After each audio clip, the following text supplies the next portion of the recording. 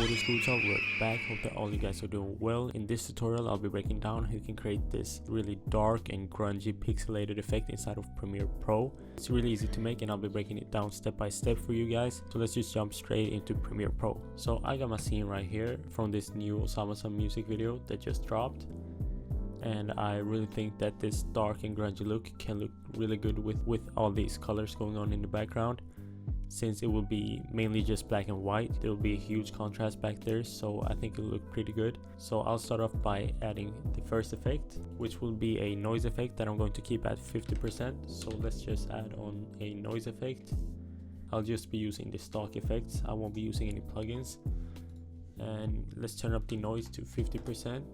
And then I'll add, sorry to interrupt, I just wanted to let you guys know that I just dropped my Opium preset pack for Premiere Pro 2, and it doesn't need any paid plugins, so it's beginner friendly, and all you need to do is really download that. And then you have all of these drag and drop effects that you can drag onto your scene, as easy as that. But I'll have it linked in the description for you guys, and if you're interested you can go check that out. But then I'll be adding a tint to get that black and white dark look. And now we have this straight black and white look, and I'll be adding on a mosaic effect now to get that pixelated glitchy style, and I'll be turning both of these up to 175.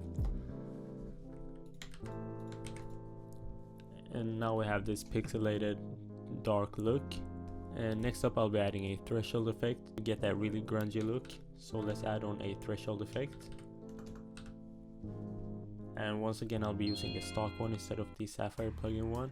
Then I'll press the arrow right here next to the stopwatch to be able to change it. And these settings depend pretty much on your clip that you're editing on, so you just have to mess with this one to get a look that you like.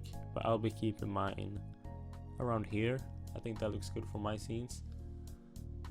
I have 3 different clips that I'm editing on, but they kind of have the same theme and they're in the same environment, so I just add the effect onto all 3 of them. You can mess around with it and make sure that it looks good for your scenes. And then I'll be adding on another noise effect to get a noise on top of the thresholds, so we can get a little bit more of that grungy look. And I'll keep this one lower, so let's turn it up to 25% or maybe 35 even. No, that's too much, let's do 30. That looks good. So now we have this kind of noisy look inside of the black parts right here, compared to before we didn't have that.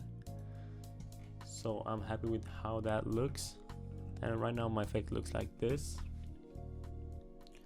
and I'd say we're on the right track. I'm happy with how it looks right now, but I think I can spice it up even more, so I'll be adding on a lens distortion effect.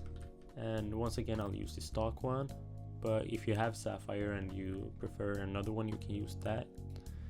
And for the lens distortion, I'll be turning down the curvature to somewhere around -50 at the beginning. So we have this curved zoomed in lens. Then I will be pressing the stopwatch right here to animate the effect, and then I'll go all the way to the end, and at the end of the clip I'll turn it down to -15. And now if I play it through, I have this kind of glitchy pixelated look, and with the lens distortion it really enhances that look with that glitchy slow zoom out. If you want more of that pixelated look, you can turn up the lens distortion a little bit to like -30, and now the zoom out will be a little bit slower and look more choppy.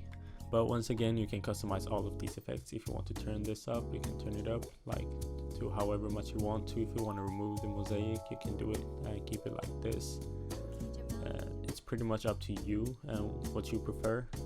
But I'm happy with how my effect turned out, and if you enjoyed this tutorial, make sure to leave a like and subscribe, and comment down below what type of effects you want me to break down, and I'll be sure to break it down for you guys. But yeah, make sure to leave a like and subscribe, and like I said earlier, I have my packs linked in the description, so if you're interested you can go and check that out. Also follow my Instagram. I'm trying to reach 10k, but thank you all so much for watching. I'll see you guys in the next one.